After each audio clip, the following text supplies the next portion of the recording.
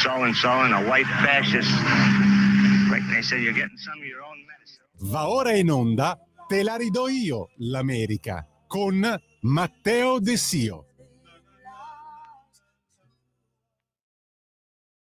Welcome everybody, buongiorno a tutte e a tutti, questa è Te la ridò io, l'America, questo è l'appuntamento settimanale dedicato al paese a stelle e strisce, che ogni settimana ci regala sempre qualcosa su cui riflettere e discutere.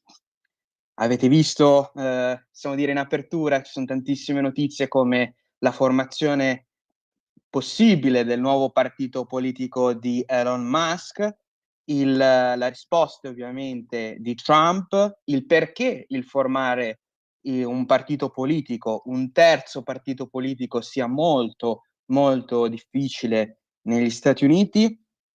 la difficoltà che il Texas sta vivendo in questo momento con gli allagamenti purtroppo che hanno portato addirittura a 78 morti e altre notizie importantissime che arrivano direttamente dagli USA, dagli United States. Cominciamo con la formazione del nuovo partito di Elon Musk, perché innanzitutto Musk ha voluto formare questo nuovo partito per una discussione che è nata proprio a causa delle idee politiche di Donald Trump e anche della sua Big Beautiful Bill, ovvero la sua legge di bilancio per il prossimo futuro, anche per è importante anche per quanto riguarda gli Stati Uniti, soprattutto perché detterà la linea per quanto riguarda la politica economica, ovviamente locale, ma anche internazionale. Quali sono i punti principali della Big Beautiful Bill? Perché tanti ne parlano di questa grande e bellissima legge, come possiamo dirlo con la traduzione, una traduzione un po' maccheronica italiana. Ci sono dei tagli per quanto riguarda, ad esempio, le tasse per le corporation, per le grandi multinazionali, ma non solo, anche per i singoli cittadini. Ovviamente il taglio di tasse deve essere seguito anche da un taglio della spesa pubblica che negli Stati Uniti ha un grosso problema, avendo gli Stati Uniti un debito pubblico gigantesco. Questo ovviamente viene sempre messo da parte quando vi sono delle critiche per quanto riguarda la legge di Trump, ma è importante notare che ci sono dei tagli per quanto riguarda l'assicurazione sanitaria pubblica per i cittadini meno abbienti, è vero. Ci sono anche dei tagli per quanto riguarda i food benefits, che sarebbero i buoni pasto per altri cittadini, appunto, sempre meno abbienti, ma vi è il taglio per le tasse singolari dei cittadini e anche per le corporation ovviamente, e vi è la non tassazione per le mance che negli Stati Uniti sono importantissime per lavori fondamentali come la ristorazione, ma non solo. Ci sono tanti lavori che alla fine del cosiddetto lavoro è normale negli Stati Uniti, è consuetudine lasciare poi un'ulteriore mancia. Non vi è la tassazione neanche per quanto riguarda gli straordinari. Un'altra promessa elettorale che Trump aveva insieme alla non tassazione sulle mance, che aveva cercato di promuovere in campagna elettorale, che ha poi mantenuto con questa legge importantissima che è passata nel congresso, che è passata quindi tra le maglie dei democratici, che non sono riusciti a cambiarla sostanzialmente, quindi la legge adesso è sulla scrivania del presidente Trump. Un presidente Trump che quindi ha visto in questo degli attriti con Elon Musk, perché vi sono anche dei tagli per quanto riguarda le direttive sull'energia pulita, tra virgolette, e anche sulle auto elettriche, perché le auto elettriche con l'amministrazione Biden avevano avuto degli incentivi per l'acquisto proprio da parte dell'amministrazione Biden, che però non aveva mai invitato alla Casa Bianca, non aveva mai fatto partecipare a questi incontri proprio Elon Musk. Quindi possiamo dire che Elon Musk si è trovato la porta in faccia, ma da entrambi i partiti, ma con il Partito Repubblicano è stato proprio Musk alla fine a voler una chiusura dei rapporti. Un Musk che ancora non si sa quali direttive, quali idee economiche, quali idee politiche avrà per il suo partito. Negli Stati Uniti è molto difficile far emergere un terzo partito, anche perché il sistema è sempre stato strutturato sui due partiti, bisogna ottenere le firme per ogni singolo Stato e ogni singolo Stato ha ovviamente le proprie regole interne, le proprie leggi che possono essere tra l'altro cambiate ovviamente a seconda poi dello Stato e a seconda di chi è, da chi è amministrato il singolo Stato, ma attenzione, i due partiti, il Partito Democratico e il Partito Repubblicano, anche se il terzo partito di Elon Musk rispettasse tutti i regolamenti, tutte le regole, potrebbe comunque cercare di contestare ogni singola firma che quel partito ha ottenuto per cercare di iscriversi ai vari ballottaggi, alle varie elezioni di quello Stato. Quindi parliamo di tanti soldi che devono essere spesi per rispettare le singole regole e anche dopo per poter fronteggiare le possibili cause legali. Elon Musk ha voluto chiamare il proprio partito America Party e l'ha voluto inaugurare proprio durante il 4 luglio, la festa per l'indipendenza, perché secondo Musk si deve andare oltre il sistema dei due partiti, il sistema bipartitico americano corrotto, secondo lo stesso Musk, che è cittadino americano, ma essendo nato all'estero non potrebbe mai candidarsi come presidente, quindi dovrebbe supportare una seconda persona per quanto riguarda la corsa alla presidenza. Probabilmente, secondo molti analisti, in realtà il suo intento sarebbe solo di deragliare il consenso per quanto riguarda il partito repubblicano e possiamo anche pensare che sia difficile però capire quanti voti social possono poi convertirsi a voti elettorali, anche perché sì, 1.000.000 e qualche centinaio di migliaia di persone hanno votato sì per la formazione del partito, ma ovviamente si parla innanzitutto di un sondaggio eseguito sul proprio social X e in più su una piattaforma globale. Lo stesso Trump ha poi risposto per quanto riguarda la formazione di questo partito da parte del suo ex alleato politico Elon Musk, dicendo che è una mossa ridicola, un Musk che secondo Trump ha perso la testa in queste ultime settimane, da prima quando hanno litigato sui social per quanto riguarda proprio le leggi di Donald Trump e anche per i pensieri che Trump ha per la politica interna, per gli aiuti e per le direttive, perché Trump ha pure la possibilità di togliere i finanziamenti proprio a SpaceX, ad esempio, che è in contatto, che lavora con una collaborazione importante con la NASA, proprio per l'esplorazione spaziale e il sogno di Musk di arrivare su Marte. Ovviamente è un sogno che vale anche per la NASA, ma Musk aveva sempre ipotizzato e sperato di essere lui l'imprenditore che avrebbe portato sia l'uomo su Marte, ma anche una prima forma di colonia umana su proprio il pianeta vicino al nostro. Intanto una risposta appunto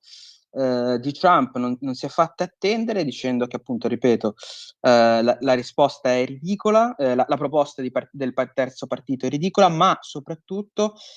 Trump ha fatto notare quanto sia difficile arrivare alla formazione di un terzo partito effettivo,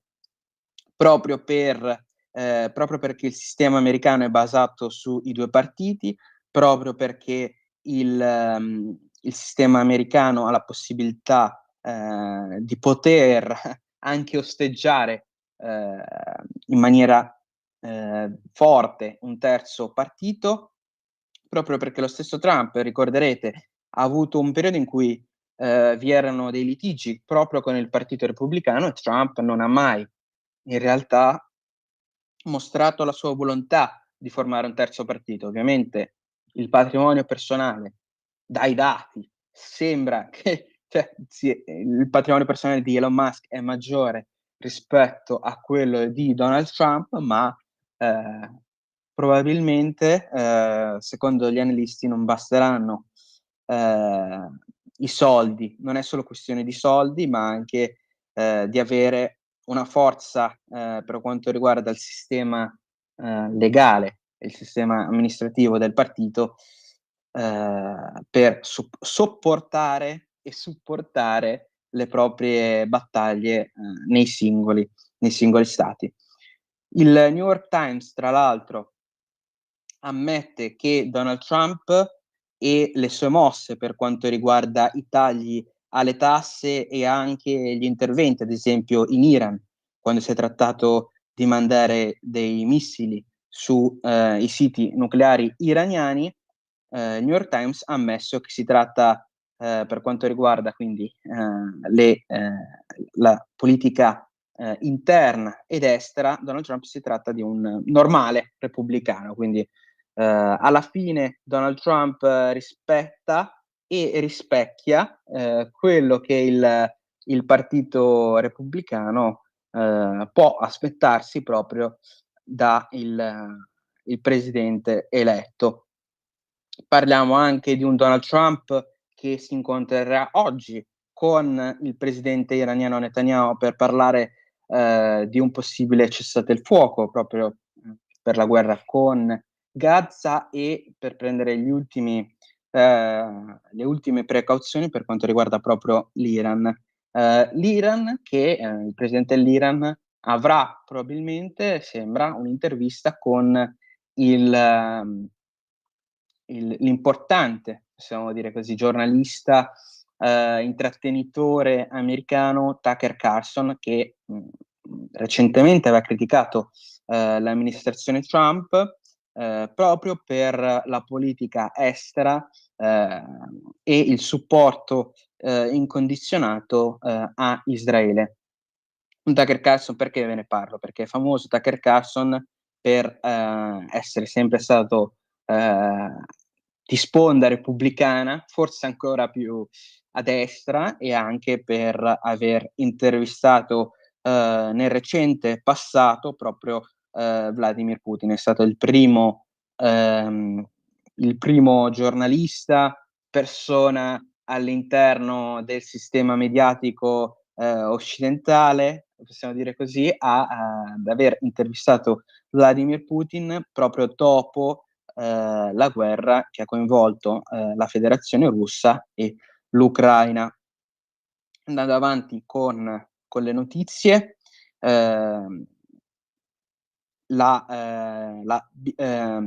i Marines, sembra che 200 Marines siano stati proprio inviati in Florida per supportare la polizia dell'immigrazione. Una polizia dell'immigrazione che avrà più fondi grazie alla nuova legge di bilancio americana, sia la polizia di frontiera, sia il sistema della difesa, anche per supportare la politica sia interna, ovvero la cacciata, l'espulsione di alieni, come vengono chiamati dai media più vicini ai repubblicani, di persone che non dovrebbero quindi essere all'interno dello Stato americano, perché introdotti all'interno degli Stati Uniti in maniera illegale. E possiamo anche notare, quindi, con l'invio di 200 Marines, che sarà importante anche per la Florida, che è uno dei paesi di frontiera con il Messico. Anche per la Florida sarà importante, con il supporto ovviamente del governatore DeSantis, che è repubblicano, che è fortemente vicino al presidente Trump, sarà importante anche poter finalmente avere una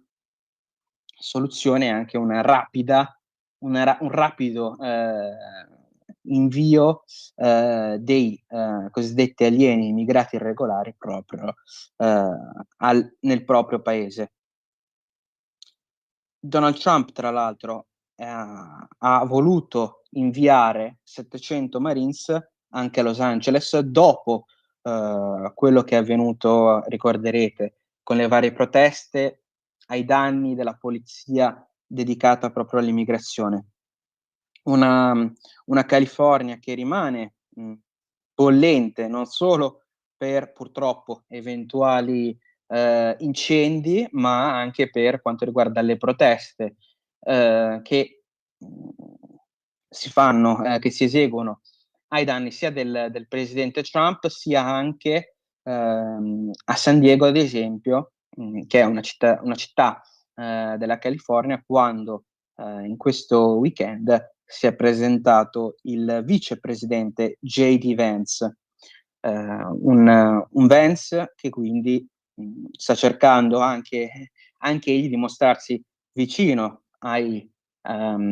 poliziotti di frontiera, che vengono tra l'altro, ad esempio, segnalati e irrisi sui social, nonostante stiano facendo il loro lavoro. E cosa più importante, ovviamente, vengono segnalati, quindi vengono aiutati altri altri immigrati irregolari a poter soggiornare per un periodo più lungo sul suolo americano, perché sembra proprio una battaglia ideologica che portano avanti in molti della sinistra americana, che a prescindere se una persona è immigrata sul suolo americano, a prescindere deve rimanere per poter usufruire anch'essa dei vantaggi del sogno americano che la sinistra americana, i democratici americani hanno però sempre più demolito con le loro amministrazioni. Le azioni di Tesla, con l'avvio della borsa in questo lunedì, tra l'altro, sono colate a picco ancora di più per la formazione proprio del partito di Musk, che è l'amministratore delegato di Tesla, ma è anche l'uomo immagine, è anche la persona che si occupa della presentazione dei nuovi autoveicoli. Quindi parliamo di una risposta negativa, perlomeno per quanto riguarda gli investitori, che vedono nella formazione del nuovo partito un ulteriore disinteresse di Musk proprio per l'azienda. Intanto, un'ultima notizia in chiusura: le lettere per quanto riguarda i dazi saranno inviate proprio questa settimana da ovviamente dall'amministrazione Trump agli altri paesi, sia l'Unione Europea sia degli altri paesi come ad esempio la Cina soprattutto, che ha avuto molte discordie, molte controversie proprio per quanto riguarda i dazi e i tassi doganali, le tasse doganali, scusate. Quindi vedremo anche questa settimana cosa porterà nella nuova guerra commerciale nel mondo occidentale e se Donald Trump, usando una carta forte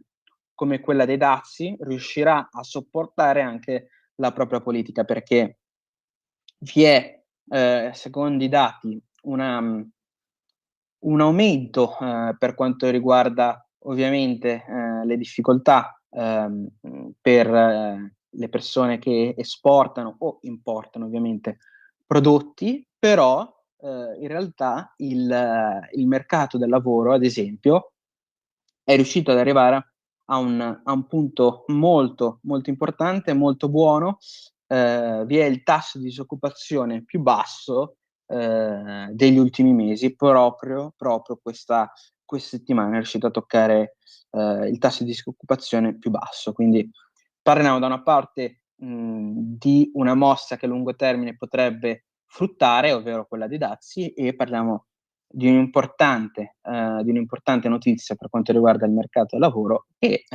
potrebbe perlomeno limare ogni problema, perlomeno nel breve termine. Con quest'ultima notizia, il sottoscritto Matteo De Sio vi saluta e vi aspetto la prossima settimana, sempre qui su Radio Libertà. Grazie per l'attenzione, grazie per l'ascolto, una buona giornata e una buona settimana a tutti.